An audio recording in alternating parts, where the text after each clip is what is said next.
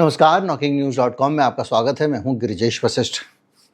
आज सरल थे समझने से शुरू करते हैं। आप सड़क पे जा रहे हो और कोई पुलिस वाला पकड़ के आपको 2 थप्पड़ जड़ दे, आपको थाने में बंद कर दे, तो आप क्या करोगे? आप कहोगे मेरे पास अधिकार है, मैं उसकी कंप्लेंट कर सकता हूं, उसका अधिकारी ना सुने तो मैं अदालत में जा सकता हूं, मैं किसी सिफारिश लगा सकता हूं, किसी नेता से बात कर सकता हूं। यानी आपको कहीं ना कहीं इस देश के संविधान और न्याय से उम्मीद है कि आप अपने साथ अगर कुछ अन्याय होता है तो उस पर आपको न्याय मिल जाएगा। और पुलिस अल्टीमेट अथॉरिटी नहीं है, प्रशासन अल्टीमेट अथॉरिटी नहीं है। कहीं पर प्रशासन किसी के घर पे कब्जा करा देता है, कभी कुछ करता है, आपको पता है। तो जो उम्मीद है वो क्या है? वो है संविधान और न्याय की उम्मीद। और अगर कोई व्यवस्था धीरे धीरे संविधान और न्याय को कत्ल करती जाए, कमजोर करती जाए, छीनती जाए, और आपको उस पुलिस राज के खिलाफ, वो पुलिस राज जो सीधे ऊपर के ऑर्डर से चलता है, उसके सामने छोड़ दिया जाए, कोई अदालत वदालत ना हो, सुनवाई ना हो, तो क्या होगा? मैं या मेरे जैसे बहुत सारे क्रिएटर, या क्रिएटर कहोगे पत्रकार लोग, ऐसे लोग जो वो बातें आपके सामने लेकर आते हैं जिन बातों को जो व्यवस्थागत मीडिया है वो सामने रखने का साहस नहीं कर पाता, क्योंकि अपनी उनकी बहुत सारी आर्थिक प्रतिबद्धताएं, बड़ा सारा पैराफर्नेलिया उनका इंफ्रास्ट्रक्चर है, और उसको वो पैसे सरकार से मिलते हैं, और सरकार उनको जेल में डाल देगी तो वो कैसे होगा, इसको लेके वो लोग दबे रहते हैं, जिसको आप गोदी मीडिया कह देते हो या कुछ कहते हो, और वो अपना लगा रहता है भक्ति में। ऐसे में कुछ लोग आपके सामने सच्चाई लेकर आते हैं। एक लड़की थी श्रेया सिंघल, उसने एक छोटी सी बात लिख दी थी। बाल ठाकरे की मृत्यु हुई और वहां पर मुंबई को बंद कर दिया गया। उसने फेसबुक पे लिख दिया कि भाई ये क्या मतलब है, इस तरह से आप जो है किसी का निधन हो अच्छी बात है, आप करिए, शोक मनाइए, लेकिन शहर बंद करना अच्छी बात नहीं है। तो इतनी हिम्मत कैसे हुई? इस बात पर उसको जेल में डाल दिया गया। जेल में डालने के बाद उसको सुप्रीम कोर्ट से बाकायदा न्याय मिला। उसने संघर्ष किया क्योंकि वो लॉ स्टूडेंट थी, और उसको सुप्रीम कोर्ट से न्याय मिला, और सुप्रीम कोर्ट ने कहा कि भाई लोग अपनी बात नहीं कहेंगे तो कैसे काम चलेगा, तो अभिव्यक्ति की स्वतंत्रता है। इस मामले पे वो केस हुआ था। अब मैं आज ये इतनी सारी बातें क्यों बता रहा हूँ? इतनी बातें मैं इसलिए बता रहा हूँ क्योंकि कर्नाटक से एक खतरनाक फैसला आया है। फैसला क्या आया है? फैसला इस बात को लेकर आया है कि हम सब लोग अब एक चुटकी का शिकार हैं, कभी भी किसी को भी उड़ाया जा सकता है। कैसे? सरकार ने एक बनाया सहयोग पोर्टल, और वो सहयोग पोर्टल सारे कानूनी जो प्रोटेक्शन है हमारे, उन प्रोटेक्शन को एक तरफ रख के देश भर में 20 लाख अधिकारियों को ये पावर दे दी गई है कि जब जिसका वीडियो चाहे उड़ा दे, किसी भी चैनल से, किसी फेसबुक से, ट्विटर से, टेलीग्राम से। तरीका क्या है इसको समझें आप, और जो व्यवस्था बनाई गई वो क्या हुआ? ये कि सरकार एक कानून लेकर आई थी, और उस कानून में उसने व्यवस्था की थी कि अगर कोई कंटेंट खतरनाक है तो उसके लिए कुछ नोडल अफसर होंगे। उन अधिकारियों को, जो बड़े अधिकारी होंगे, वो सीधे बात करेंगे इन प्लेटफॉर्म से और उनको बोलेंगे कि ये खतरनाक चीज़ है, इसको आप हटा दो। अगर 36 घंटे में इसको नहीं हटाया तो इन प्लेटफॉर्म को एक इम्यूनिटी मिली हुई है कि इन पे जो भी सामग्री जाती है वो सामग्री, ये माना जाता है लोग डाल रहे हैं, तो इनको एक छूट मिली हुई है। तो वो छूट जो है समाप्त मानी जाएगी, मतलब ये माना जाएगा कि वो सामग्री आपने खुद डलवाई है, या आप उस पर मुकदमा लड़ने आप आ जाओ मैदान में। तो इनके ऊपर एक कानूनी खतरा रहता है कि 36 घंटे के अंदर इनको उस आदेश को मानना है। ठीक है भाई, इस बारे में तो हम जानते हैं क्योंकि संसद से बिल पास किया था, सरकार ने विरोध के बावजूद किया था, अब बन गया है कानून। लेकिन इस कानून का पालन करने के लिए ब्यूरोक्रेसी ने एक ऐसा तरीका अपनाया जो इस कानून की मूल भावनाएं और देश के संविधान के खिलाफ है। क्या तरीका अपनाया? एक पोर्टल बना दिया गया। उस पोर्टल को क्या किया गया? उस पोर्टल के अंदर एक एपीआई एक्सेस दे दिया गया सरकार को। यह क्या होता है पहले इसको समझें। आप पेटीएम से कुछ पेमेंट करते हो तो आप पेटीएम के ज़रिए अपने बैंक को ये कह रहे होते हो कि तुम पेमेंट कर दो। आप बैंक को एक्सेस नहीं करते हो, आप पेटीएम को एक्सेस करते हो। तो क्या होता है कि बैंक ने पेटीएम को एपीआई एक्सेस दिया हुआ है। तो जब वो एपीआई एक्सेस बैंक को मिला हुआ है, वो एक दो कंप्यूटर के बीच में बातचीत करने का एक तरीका होता है, एक सिस्टम है।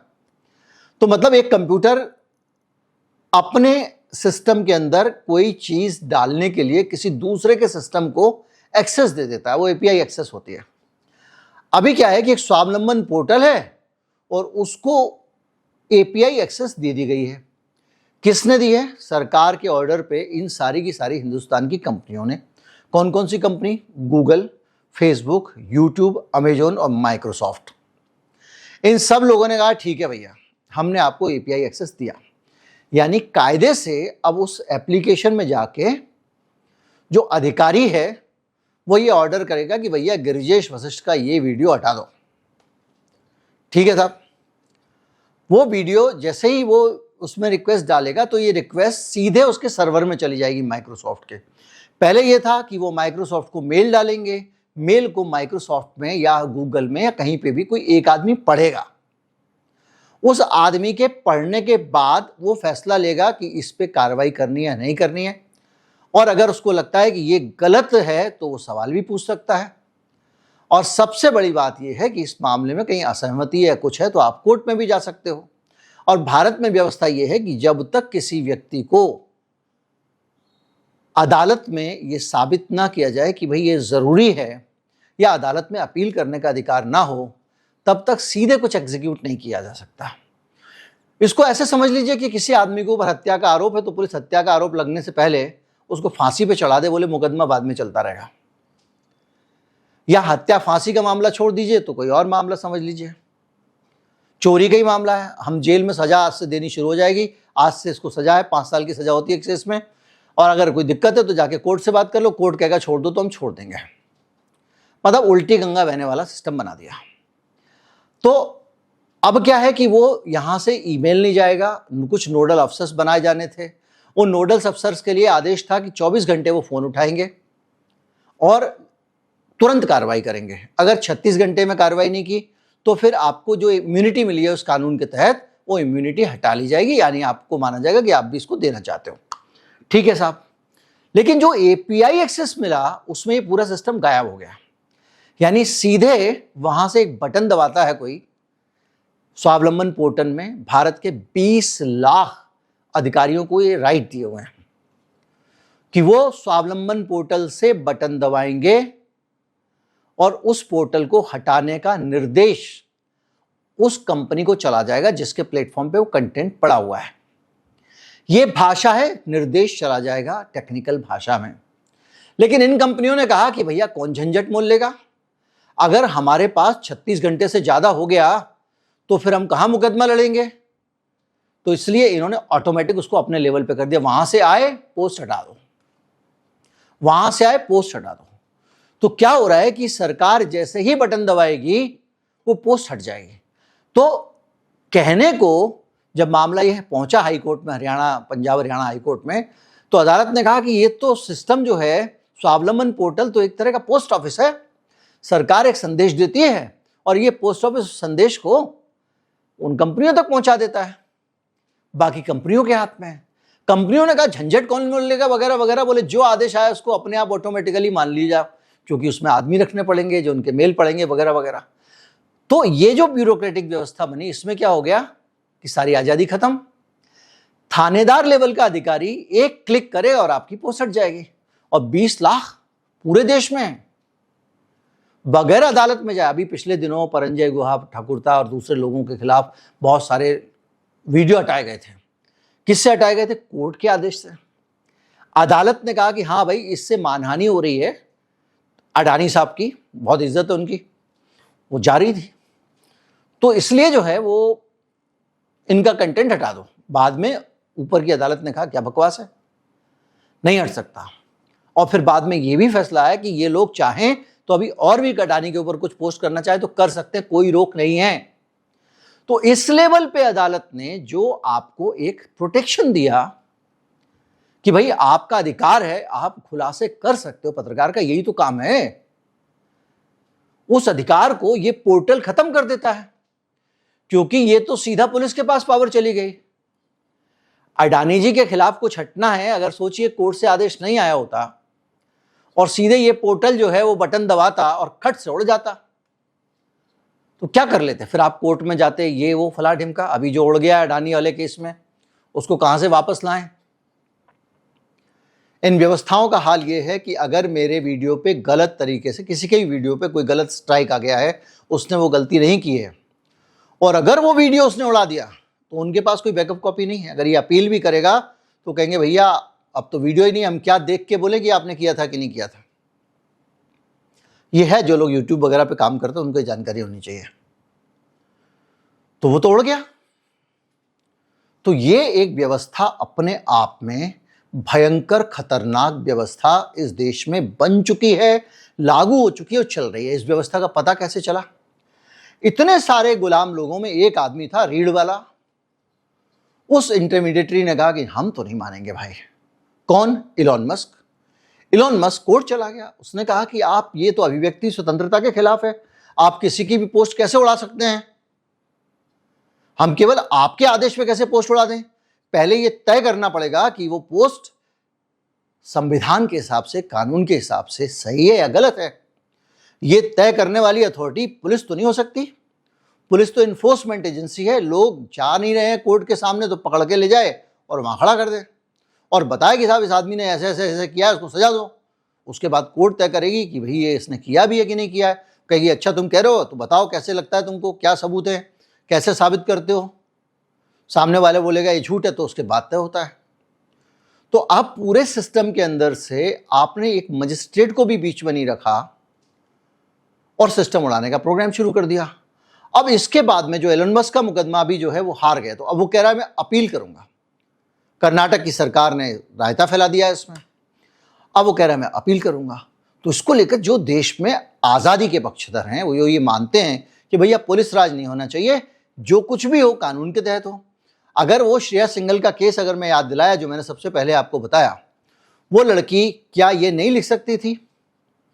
तो इन लोगों ने बहुत सारे तर्क दिए जाके वहां पे अदालत में। इन्होंने कहा कि नहीं साहब, ऐसे तो कल के दिन कोई कुछ लिख देगा, कोई के दिन को अश्लील सामग्री डाल देगा, फला डाल देगा। तो कोर्ट ने कहा कि भाई सिस्टम बनाओ ना, यही तो तय करने के लिए कोई होना चाहिए जिसकी रिस्पॉन्सिबिलिटी हो, आपका एक नोडल अधिकारी हो जो ये कहे हटाओ, तो कल के दिन अगर गलत हटा तो उसकी जवाबदेही हो कि भाई देखो इसने गलत हटवाया था, ये केस सही था। तो ये चीजें जब सामने आई तो अब हम एक खतरनाक स्थिति में, जिसको आप पॉलिटिकल भाषा में कहें तो अघोषित इमरजेंसी। भाई इंदिरा गांधी के टाइम में इमरजेंसी थी तो सेंसरशिप होती थी, अधिकारी जाते थे, अखबार जांचते थे तो कहते थे ये खबर नहीं जाएगी। पंजाब में जैसे सेंसरशिप थी आतंकवाद के दौरान, तो ये खबर नहीं जाएगी। तो क्या होता था, अखबार उस जगह को खाली छोड़ देता था, नीचे लिख देता था कि सेंसरशिप के कारण ये खबर हटाई गई है। अखबार संपादकीय खाली छोड़ देते ताकि देश को पता चले कि सरकार ने यहां सेंसरशिप की है। वो तब जबकि इमरजेंसी थी। इमरजेंसी का मतलब होता है आपातकाल। एक देश एक आपात स्थिति में था, देश के ऊपर खतरा था, देश की तख्ता पलट करने की साजिश हो रही थी, अमेरिकी एजेंसी उसकी साजिश को अंजाम दे रहा था। सरकार का तो यही कहना था ना। और उस साजिश के तहत देश की फौजों और पुलिस को कहा गया था कि तुम सरकार के खिलाफ बगावत कर दो। तब इमरजेंसी लगी थी। तो वो जो दौर था उसका बाप आ गया आज, बगैर घोषित किए। तो तब भी नहीं होता था कि थानेदार जाए अखबार में कही ये खबर हटा दो, चलो वो हटा दे चुपचाप से, जो आज हो रहा है। तो इसलिए विद्वान लोग बहुत तनाव में हैं और वो कह रहे हैं कि हो क्या रहा है। अब इसके तकनीकी पहलू समझते हैं। और पूरी दुनिया में ये बदमाशी चल रही है। मैं मानता हूं, मैंने डिटेल से वीडियो बनाया था कि ये सोशल मीडिया कंपनियां किस तरह से खेल करती हैं लोगों के दिमाग के साथ में। नेपाल में इस पर प्रतिबंध लगा था क्योंकि नेपाल से उन्होंने कहा कि भैया अपने एक दफ्तर खोलो। नेपाल में ये खोलने को कोई भी तैयार नहीं थे। ब्राज़ील में भी कहा एक दफ्तर खोलो, खोलने को तैयार नहीं थे क्योंकि वो दफ्तर होगा तो सरकार कुछ कंट्रोल रख पाएगी। सरकार का कंट्रोल रहे इससे इनकार नहीं है, लेकिन सरकार का कंट्रोल सरकारी पार्टी का कंट्रोल भी नहीं होना चाहिए और नेताओं का भी कंट्रोल नहीं होना चाहिए। सरकार के कंट्रोल का मतलब होता है देश के कानून और संविधान का कंट्रोल। सरकार का कंट्रोल सत्ताधारियों का कंट्रोल नहीं होता है। इस मामले में 2024 में एक्स को वहां पर बैन किया गया था ब्राजील में। और अब हालत यह कि भारत में इसी डर से बड़ी संख्या में 38 कंपनियां घुटने टेक चुकी हैं। यानी 38 कंपनियों ने अपने सर्वर को एपीआई एक्सेस दे दिया है। सरल तरीके से समझें तो अपना एक बटन वीडियो डिलीट करने वाला उनको दे दिया है। टेक्निकली तो वो रिक्वेस्ट भेजते हैं और यहाँ से ऑटोमेटिकली डिलीट होती है, लेकिन वो डिलीट अपने हाथ से ही कर रहा है जब बीच में कोई इंटरवेंशन ही नहीं है। तो हालत ये है कि सभी सरेंडर कर चुके हैं और ट्विटर लड़ रहा है, और सहयोग को ज्वाइन करने से ट्विटर ने कर दिया इनकार। यहां पर जो मसला है, ट्विटर मतलब एक्स, मौलिक अधिकारों के उल्लंघन का मसला है। भारत में अनुच्छेद 19(1)(a) में लोगों को बोलने की आज़ादी दी गई है ताकि वो सरकार की घटिया हरकतों पे आवाज़ उठा सकें, जैसे सोनम वांगचुक ने उठाई, जैसे इस देश में अडानी अंबानी के मामले में उठाई जाती है और दूसरी चीज़ों में उठाई जाती है। बिना हियरिंग के, बगैर सुनवाई के, पक्ष सुने बगैर किसी का कंटेंट हटा देना संविधान के खिलाफ है, ये लोगों का कहना है। गौतम भाटिया जैसे एक्सपर्ट आप जानते होंगे, उन्होंने कहा कि ये नज़रअंदाज कर रहे हैं एक पूरे के पूरे खतरनाक तरीके को। कानून है कि ये सरकार का अधिकारी उनको बोले कि भाई इसको हटा दो, ये कानून है, लेकिन सरकार का अधिकारी बटन दबाए और कुछ नोडल ऑफिसर्स की जगह 20 लाख अधिकारियों को ये ताकत दे दी जाए तो मीडिया बचेगा कहाँ? और इसीलिए लोग अलग अलग जगहों पर इस मामले को उठा रहे हैं। अनुच्छेद 14 में जो समानता का अधिकार है वो भी ये अपने आप में बड़ा सवाल उठाता है, क्योंकि इसमें मनमाना एक क्लासिफिकेशन कर दिया गया कि ये 20 लाख अधिकारी सुपर पावर है, जो भी चाहे उठा दें, जबकि सरकार के सिस्टम में सबकी पावर डिसाइडेड है। इसके अलावा 69(a) के अंदर जो नया कानून बनाया है, जो पावर है, उस पावर को कुछ लोगों को देना, कुछ को नहीं देना भी अपने आप में बड़ा सवाल है। तो कुल मिला के ये पूरे मामले अपने आप में, श्रेया सिंघल का मामला हो या कोई भी मामला हो, उनको छोड़ दें। और आप अंदाज़ा लगा लें कि अगर गलत फैसला था अदालत का, तभी उस फैसले को उससे ऊपर की अदालत में वापस लिया, जिसमें बहुत सारे लोगों के वीडियो उड़ाने का आदेश था, रोहिणी कोर्ट का, दिल्ली का। अब आप सोचिए कि ये ऐसा गलत फैसला उससे हो रहा है जो कानून के जानकार लोग हैं, जो जजेस हैं, जो बैठकर चीज़ों को तय करते हैं, जिनको नॉलेज है संविधान की और इसकी। यहाँ 20 लाख अधिकारियों में से किसको संविधान की चिंता होने वाली है? कौन कितना सेंसिटाइज्ड है? श्रेया सिंघल केस में सरकार ने कहा कि नहीं नहीं, हम अधिकारियों को अपने जो है वो संवेदनशील बनाएंगे, ट्रेनिंग देंगे, सुप्रीम कोर्ट में आश्वासन दे के आए, कहीं कुछ नहीं हुआ है। तो ये पूरा जो चिंता है, निचोड़ है, वो सीधे सीधे लोकतंत्र है उसका गला है, दबा के निचोड़ दिया है। आप मुझे बताओ कि क्या करोगे आप? अचानक मैंने आपको कोई चीज़ बताई, मैंने कोई खुलासा किया, मैं करते ही रहता हूँ। मैंने भी आपको टेलीकॉम वाला घोटाला किया कि कैसे BSNL को डुबाया गया अडानी के लिए, और स्वदेशी के नाम पे उसी स्कीम का ढोल पीटा जा रहा है जिसके कारण उसको डुबाया गया था। अब ये बात सरकार को लगे यार मेरी बदनामी हो रही है, किसी अधिकारी ने उड़ा दिया, मुझे तो पता भी नहीं चलेगा, मुझे तो ज़्यादा से ज़्यादा एक मेल आ जाएगा भाई यूट्यूब से कि देखो आपका ये वीडियो था, इसको उड़ा दिया गया है, या फेसबुक से या जहाँ से भी, सरकारी आदेश के बाद उड़ा दिया गया है, बस। और ये कंपनियां तो सारी की सारी अपना एक्सेस दे चुकी हैं, और ये एक्सेस ना तो जो कानून पास हुआ उसके तहत था, ना सुप्रीम कोर्ट के आदेश के तहत है, और ना संविधान के तहत है। ये एक अपने आप में ब्यूरोक्रेटिक इंटरप्रिटेशन जो होता है किसी भी कानून का, उसके तहत कानून को भंग कर दिया गया है। उम्मीद करता हूं कि मैंने बहुत सारी जटिल चीज़ों को सरल तरीके से आपके सामने रखा होगा।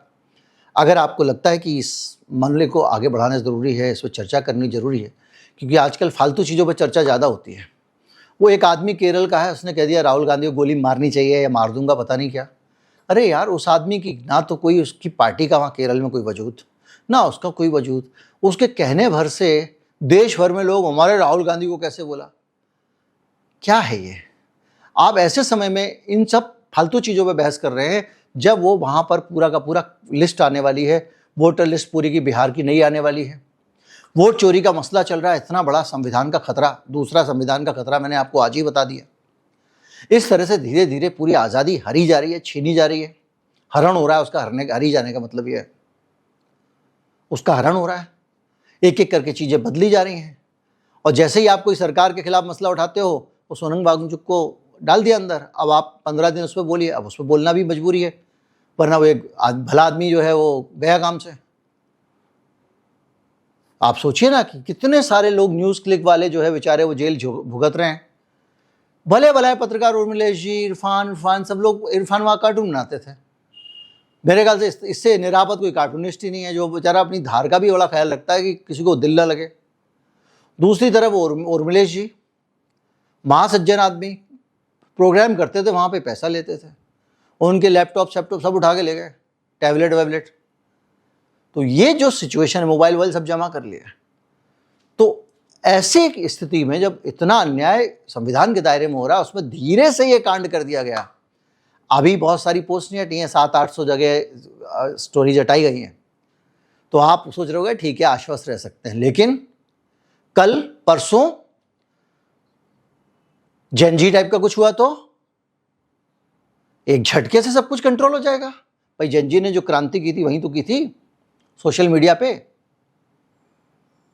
तो अपने आप में ये एक बड़ा मसला है कि जो सरकार में बैठे हुए लोग हैं, अगर वो संवेदनशील नहीं होंगे लोकतांत्रिक अधिकारों के लिए, तब तो बड़ा मुश्किल है। लोकतंत्र एक लोकलाज की चीज़ है। ये डायलॉग किसी का मैंने सुना आज, और ये लोकलाज जो है ना, ये सरकार के अंदर अगर नहीं होगी तो लोकतंत्र नहीं बच सकता। नमस्कार, जय हिंद।